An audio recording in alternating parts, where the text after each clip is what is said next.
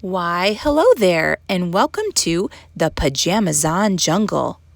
On today's adventure, we're going to be reading about Otto the Book Bear, written by Cleminson. So get comfy and let's read. Otto was a book bear. He lived in a book, on a shelf, in a house. And he was at his happiest when children read his book. But Otto also had a special secret. When no one was looking, he came to life. Otto loved to explore the house, to read his favorite stories, and practice his writing.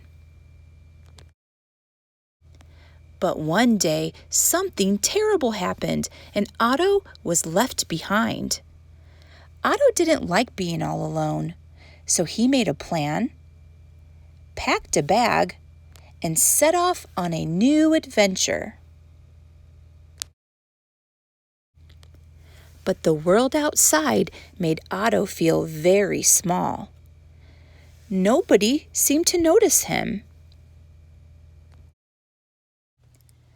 Otto began to search the city, hoping to find a new place to live.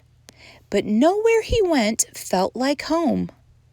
It was too busy, too wet, too cold, too smoky, too high, too windy, and too unwelcoming.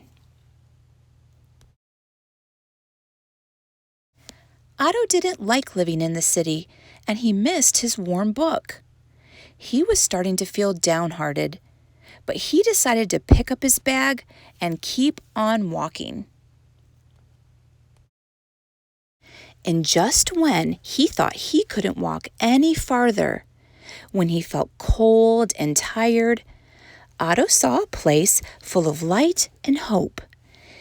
He went inside and found rows and rows of books.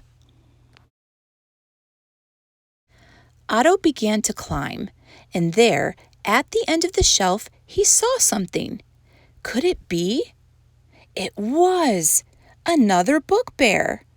The other bear shook Otto's paw and said, "I'm Ernest. How do you do?" Otto's new friend showed him around the library, and he discovered it was full of book creatures just like him. Together with Ernest, he could once again read his favorite stories, practice his writing, and try out all kinds of exciting things. And the best was, now Otto had lots of readers, and that made him the happiest book bear of all. The end. Parents, if you enjoyed today's Read Aloud adventure, please click subscribe to hear more children's stories as they are added.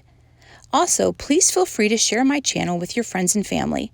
Thanks for visiting the Pajamazon Jungle.